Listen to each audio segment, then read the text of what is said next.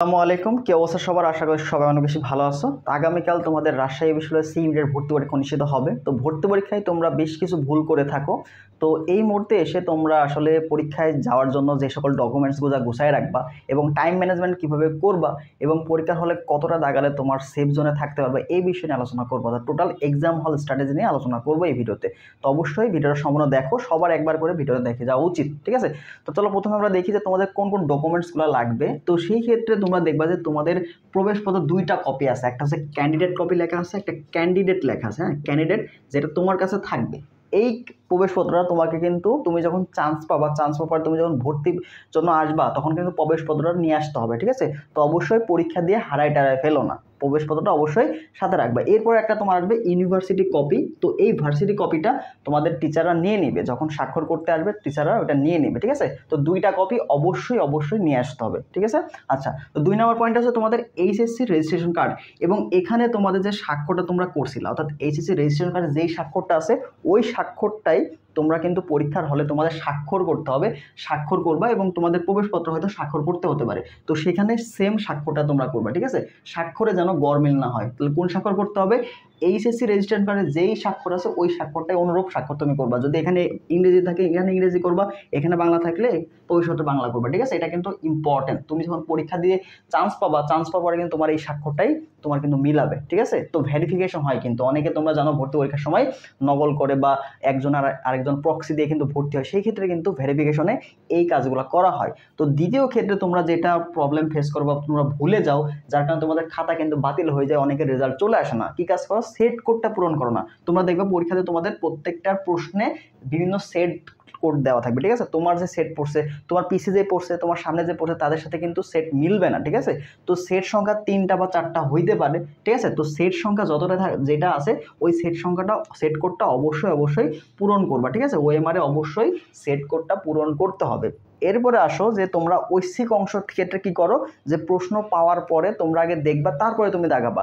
তো অনেক ক্ষেত্রে কি হয়, তুমি আসলে আগে থেকে কনফিউজ থাকো। অনেকে ম্যাথ এবং বায়ো দুইটাই প্রিপারেশন নিয়ে যায় এবং বায়োলজিটাও যারা ভালো পারে। তো অনেক ক্ষেত্রে দেখা যায় যে এখানে ম্যাথটা একটু কঠিন আসে, তার ফলে যারা শুধু বায়োলজি দেখায়। আবার শুধু যারা ম্যাথ ভালো পারে, যদি বায়োলজি কঠিন আসে তারপরে তারা কি করে, এটা স্কিপ করে অনলি ম্যাথ দেখায়। তো এটা প্রশ্ন পাওয়ার পরে তারা দাগানোর ট্রাই করে, যে সিলেকশন যে পার্টটা ওএমআরে ভরাট এটা আগে থেকে করা লাগে না। তো তোমরা যারা আগে থেকে প্রিপারেড হয়ে গেছো যে তুমি ম্যাথ প্লাস বায়ো দেখাবা বা শুধু বায়োলজি দেখাবা বা অনলি বায়ো দেখাবা, এটা সমস্যা নেই, তুমি ওএমআরে পরে ভরাট করতে পারো। কিন্তু অনেক সময় এটা তোমরা ভুলে যাও, ঠিক আছে?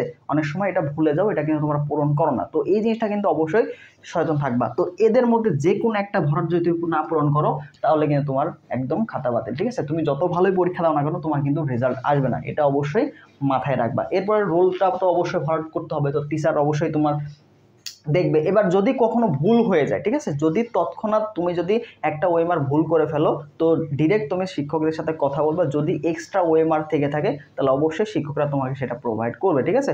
তো যদি ভুলে যদি একটা বা রং রোল ভরাট করতে গিয়ে অনেক সময় ভুল করে ফেলো, ঠিক আছে, তো ভুল করলে ডিরেক্ট শিক্ষককে জানাবা, ঠিক আছে? যদি এক্সট্রা থাকে তাহলে অবশ্যই তারা হেল্প করবে। তো এই জিনিসটা অবশ্যই মাথায় রাখার চেষ্টা করবা, ঠিক আছে?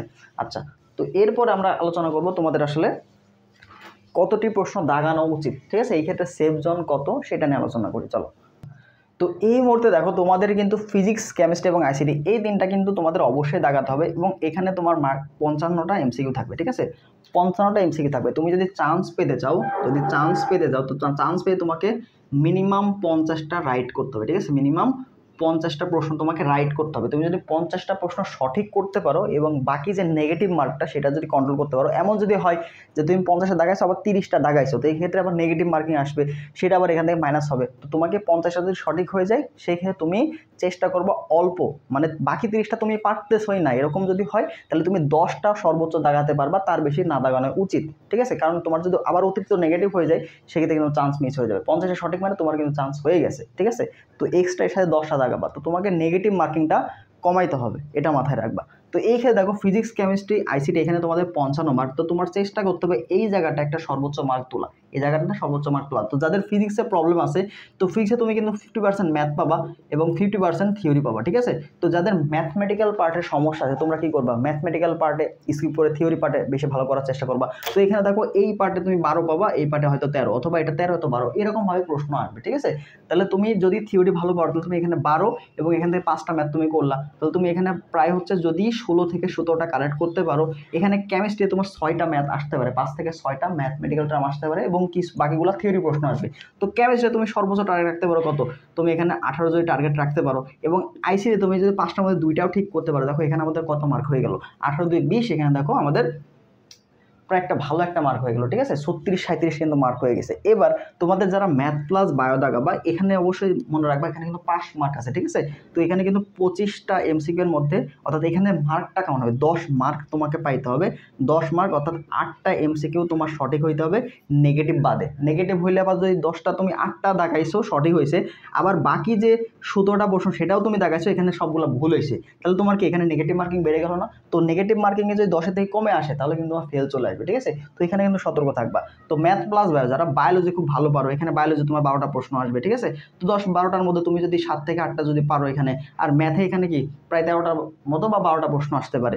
তো সেই ক্ষেত্রে তুমি কি করবা, তো ম্যাথের মধ্যে তোমার সব কঠিনও আসে, তাও দেখবা যে 5 থেকে 6টা প্রশ্ন তুমি পারতেছো, ঠিক আছে, 5 থেকে 6টা প্রশ্ন ইজিলি পারতেছো, তাহলে তোমার এখানে কয়টা আছে, 8 5 13টা কিন্তু প্রশ্ন হয়ে গেল, ঠিক আছে। তো এই যে 13টা আর এই যে এখানে যে প্রশ্নগুলো আছে সেগুলো যদি তুমি যদি দাগাতে পারো, ওভারঅল কিন্তু তোমার চান্স মার্ক হয়ে গেল, ঠিক আছে। তো তুমি কিন্তু এখানে চাইলে 30টা প্রশ্ন বাদ দিতে পারবা, 30টা প্রশ্ন বাদ দিতে পারবা। তো পরীক্ষার হলে তোমাকে বাদ দেওয়া শিখতে হবে, সব প্রশ্ন তুমি দাগাতে গেলে তুমি এখানে সমস্যা ফেস করবা, টাইম ম্যানেজমেন্ট তুমি ঠিক মতো করতে পারবে না।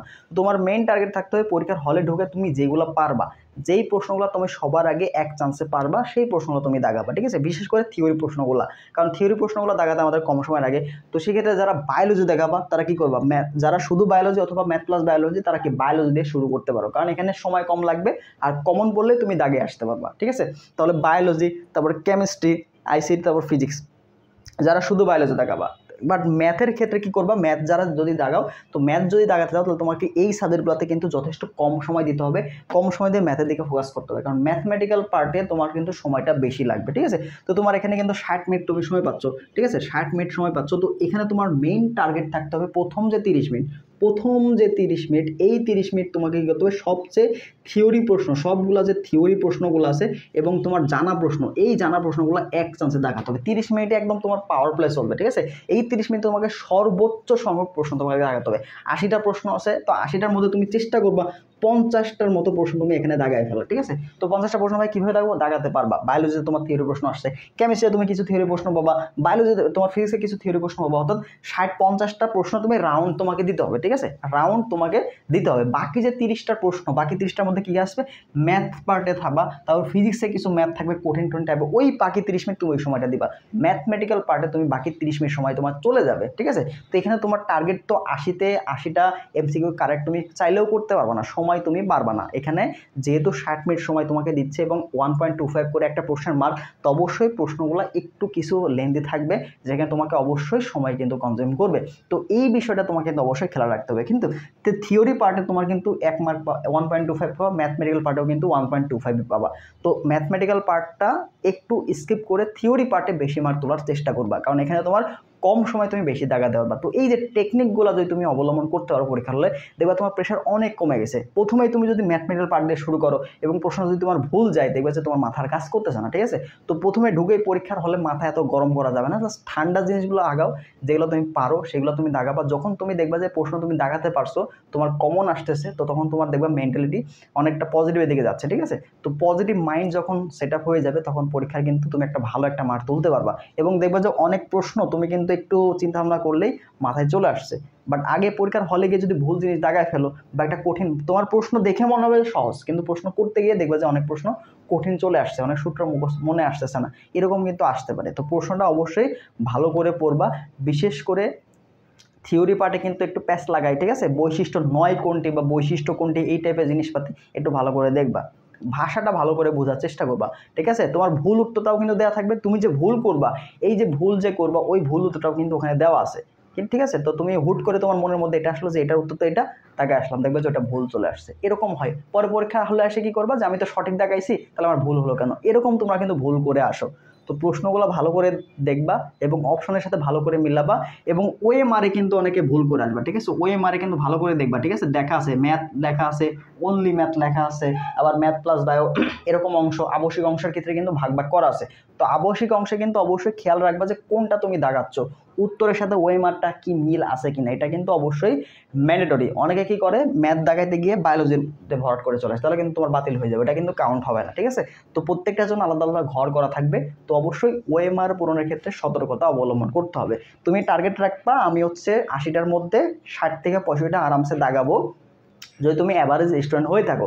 আর যদি তোমার টপ করার চিন্তা ভাবনা থাকে সেই ক্ষেত্রে ভিন্ন কথা, বাট তোমার যদি চান্স পাওয়ার ইচ্ছা থাকে বা অ্যাভারেজ থাকো, সেক্ষেত্রে তুমি ধরে রাখবা যে 80টার মধ্যে আমি 60টা এমসিকিউ দাগাবো, আমার খুব ভালো মতো চান্স হয়ে যাবে, ঠিক আছে। তো আস্তে ধীরে তুমি কিন্তু প্রশ্নটা দাগাতে পারবে। আমি আবারও বলছি, চান্স পেয়ে তোমার সব প্রশ্ন দাগাতে হবে না, টপ সাবজেক্ট পাইতেও তোমার সব প্রশ্ন দাগাতে হবে। তুমি যদি 60টা কারেক্ট করতে পারো, 60টা প্রশ্ন কারেক্ট করতে পারলে তুমি মোটামুটি সব টপ সাবজেক্টগুলো ভালো মতো পেয়ে যাবে, ঠিক আছে। তো এত বেশি প্রেশার নেওয়ার কোনো দরকার নাই, বুঝতে পারছো। তো চেষ্টা রাখবা 60 থেকে 65টা প্রশ্ন কারেক্ট করা, যারা টপ সাবজেক্টগুলো পেতে চাও 60 থেকে 65, এবং যারা চান্স পেতে চাও তারা 50টা প্রশ্ন কারেক্ট করার চেষ্টা, 48 থেকে 50টা কারেক্ট করলেই মোটামুটি হয়ে যাবে। এবং বাকি নেগেটিভ মার্কিংগুলো একটু বাদ দিতে হবে, ঠিক আছে।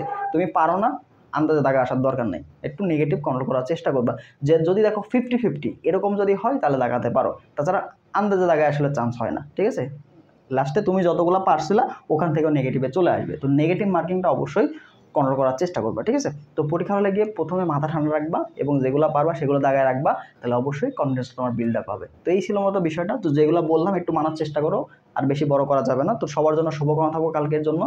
তো সবাই ভালোভাবে পরীক্ষা দিবা, যেগুলো পারছো অবশ্যই দাগা আসবা ইনশাল্লাহ। যেগুলো পারবা, জানা প্রশ্ন ভুল করে আসবে না, তাহলে তোমার চান্স হয়ে যাবে, ঠিক আছে। জানা প্রশ্ন ভুল করলে চান্স কিন্তু মিস হয়ে যাবে, ঠিক আছে। সবাই ভালোভাবে সাবধানে পরীক্ষা দিবা, সতর্কতা অবলম্বন করে ওই মাঠটা পূরণ করবা, ইনশাল্লাহ ভালো কিছু হবে। আল্লাহ হাফেজ।